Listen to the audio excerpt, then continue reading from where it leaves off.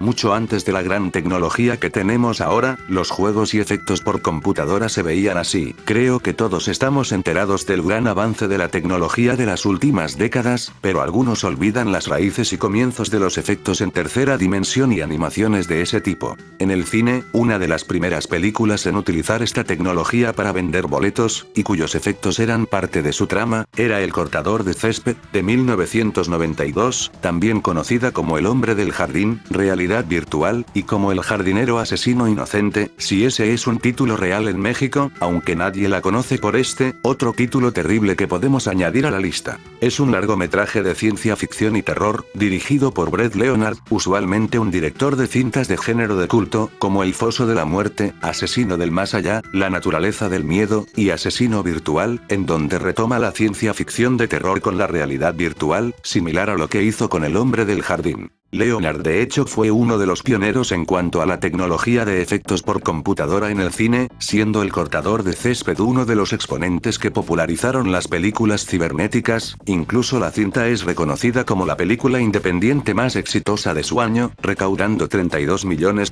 en su país, y algunas fuentes dicen que ganó 200 millones alrededor del mundo, contra un presupuesto de apenas $10 millones, un gran éxito para el director y para las compañías productoras. Es un filme que se vendió mayormente por su promesa de entregarnos un mundo en realidad virtual, en el cual se usan efectos especiales de tercera dimensión hechos por computadora, algo innovativo para esos años. Para comparar el gran hallazgo que era esto, les diré que los efectos de El Exterminador 2, estrenada en 1991, apenas tenían 7 minutos de gráficas por computadora, con un presupuesto de 102 millones, mientras que en El cortador de césped tenían que hacer 23 minutos, con un presupuesto de apenas 10 millones, algo extremadamente difícil. El título viene de una historia corta del escritor de terror Stephen King. De hecho, originalmente se intentó adaptar la obra de King al pie de la letra, pues sus adaptaciones pasadas eran bastante exitosas. Sin embargo, todo cambió cuando Leonard entró al proyecto para dirigir, quien inyectó su interés por los efectos de computadora y la realidad virtual a la historia, transformando a la producción en algo increíblemente diferente a la historia original de King.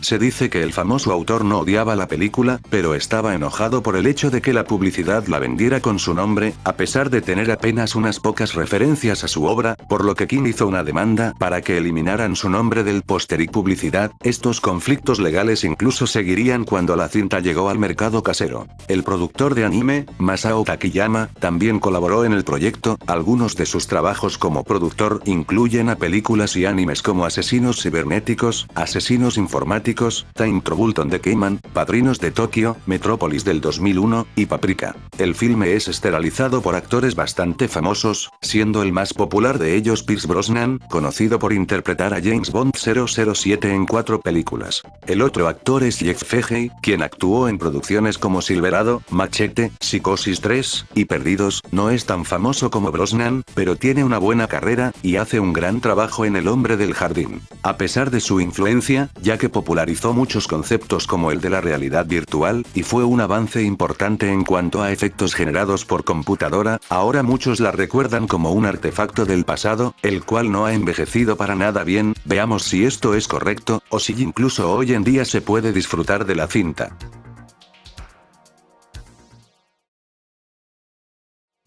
La cinta nos presenta a un científico, el Dr. Larry Angelo, quien experimenta con animales para mejorar sus habilidades intelectuales. No obstante, sus sujetos son usados como armas por la compañía maliciosa para la cual trabaja. Pronto se nos introduce a Joe, un muchacho que corta el césped. Este tiene la mente y el coeficiente intelectual de un niño, es el simplón del pueblo que es golpeado por un sacerdote que lo cuida, y también es acosado por un maleante del pueblo. Joe es reclutado por el Dr. Angelo como sujeto de prueba, con el fin de poder aumentar su capacidad intelectual por medio de la realidad virtual. El problema es que Joe se vuelve demasiado inteligente, cambiando por completo su apariencia y manera de pensar. Pronto desarrolla habilidades mentales sorprendentes, como telequinesis y telepatía. Ahora Job intentará volverse un dios virtual, acabando con cualquiera que intente detenerlo en alcanzar su máximo poder. En términos generales, considero que la cinta es demasiado subestimada por críticos y reseñadores, no la considero como una obra maestra ni nada por el estilo, sin embargo, si se trata de terror y ciencia ficción, el filme realmente destaca por su guión tan cautivante, un buen desarrollo, y una interacción entre personajes bastante bien trabajada, así como acción dinámica y constante que te mantendrá en suspenso.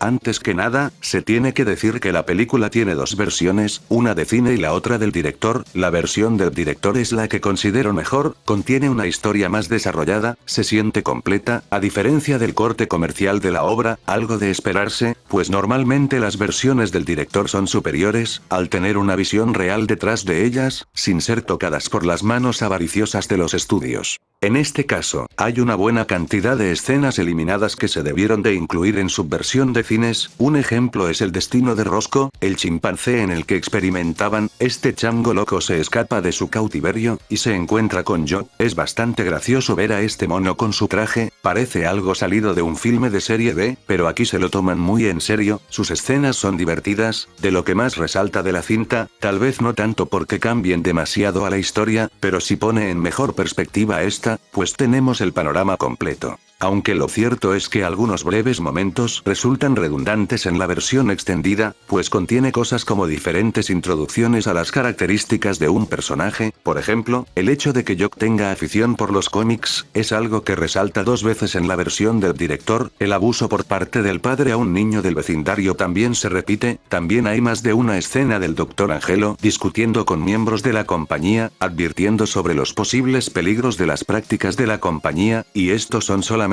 algunos ejemplos. La redundancia es un problema con esta versión. Supongo que tienes que elegir entre cuál puedes tolerar más, si la historia incompleta de la versión de cines, o la redundancia y ritmo cuestionable de la del director, pero honestamente esto no llega a molestarte demasiado, por lo que puedo decir que justamente como en muchos casos, la versión del director es la definitiva, al menos la que sí puedo recomendar por encima de la otra, además de que esa será la que reseñaré. Hay varias escenas extravagantes de experimentación con realidad virtual. Job se vuelve un hombre fuerte, listo, y un semental, un gran contraste a cómo se nos introdujo al personaje. A pesar de que la actuación de Jeff Fahey era buena, el personaje en sí puede ser percibido como caricaturesco, o poco realista. Algunos pueden encontrarlo demasiado exagerado como para creerlo desde un principio. La transformación de Job por sí sola es bastante oscura e intensa, además de bien desarrollada, realmente es orgánica y entretenida de ver. El personaje sigue siendo bien definido, pero ahora hay una interpretación mucho más interesante conforme gana poder y crece su ambición.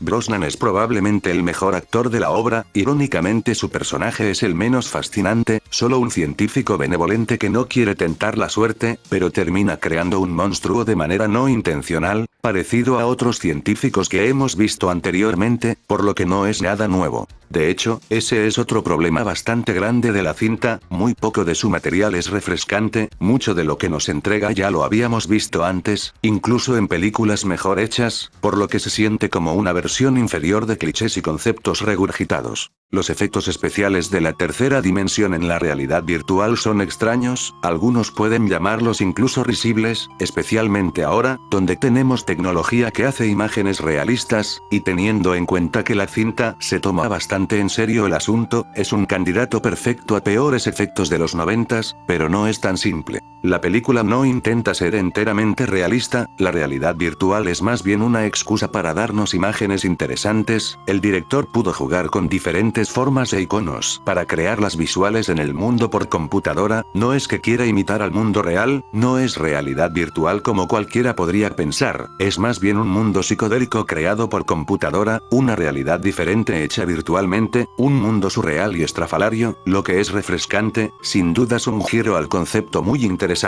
Creo que a pesar de que sus efectos no se ven atrayentes, y que pueden ser criticados, tenemos que ser un tanto tolerantes con ellos, pues en esa época no se había creado algo parecido. Usualmente los efectos por computadora eran usados brevemente y en partes pequeñas en otras cintas, o se limitaban a ser usados para videojuegos, pero nada como esto se había hecho en ese tiempo. Ahora muchos pueden pensar que se ven ridículos, pero este no siempre fue el caso. Además, el filme no depende de los efectos para engancharte. La manera manera en la que te cuentan esta historia está lejos de ser tediosa, es verdaderamente fascinante y disfrutable. Muchos de sus elementos se encuentran en esa transición de los 80s a los 90s, por lo que termina sintiéndose como un filme ochentero que fue estrenado en los 90s, se podría decir que es la última obra ochentera de su tipo. Puede que lo más raro sea que comienza como un filme de ciencia ficción ligero sobre experimentos, similar a cosas como Sueños Mortales, o Proyecto Bestia de Metal, luego se transforma en un slasher sobrenatural, algo así como El teléfono del infierno pero con tintes tecnológicos, para finalmente ser una copia de Tron, aunque tal vez todo esto es lo que la mantenga entretenida, aunque de igual modo la vuelve algo desastrosa en cuanto a tono, no siempre sabes qué esperar pero no es un fallo grande.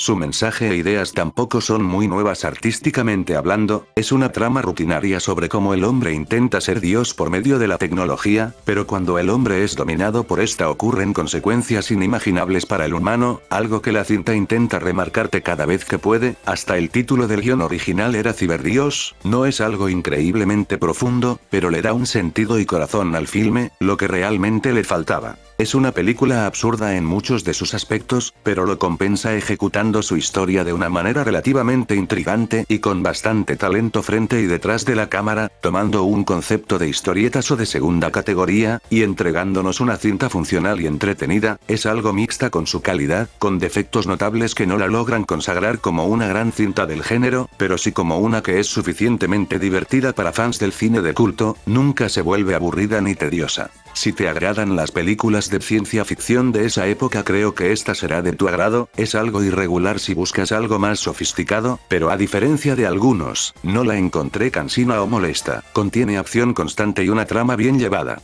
Una buena obra, aunque con defectos menores. Al ser un gran éxito, tuvo una secuela en 1996, llamada El cortador de césped 2, más allá del ciberespacio, pero esta es considerada como una de las peores películas de todos los tiempos, al menos es una de las secuelas más odiadas, sería bueno dedicarle un vídeo en otra ocasión. A su vez el film inspiró a 2 videojuegos, una secuela directa de la cinta homónima, estrenado para varias plataformas, incluyendo la Super Nintendo y el Sega Genesis, incluso tuvo una continuación llamada Cyberwar, de 1994, para computadores y PlayStation 1, ambos tienen un cierto número de fanáticos igual que la película. Se usaron escenas de El hombre del jardín en el ojo de la mente, este producto consistía en una serie de recopilaciones de diferentes cortometrajes hechos por computadora con música de Hans Zimmer, una rareza de los 90s, casi tanto como el largometraje de hoy. En fin, eso es todo sobre El cortador de césped, una obra que fue influyente para el cine, después pudimos ver entregas más famosas sobre simulaciones y realidad virtual, y hasta el día de hoy se puede ver qué tan lejos llegó su tecnología en cuanto a CGI, sin dudas una curiosidad. Espero que les haya gustado el vídeo, denle like, comenten y suscríbanse para más reseñas, y visiten mi blog para más escritos sobre películas de culto. Me despido, no sin antes recordarles que una película al volverse de culto nunca morirá.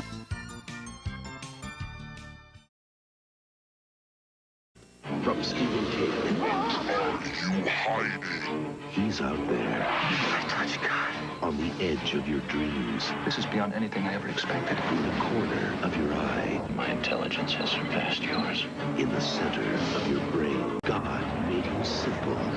You will die! Science made him a god.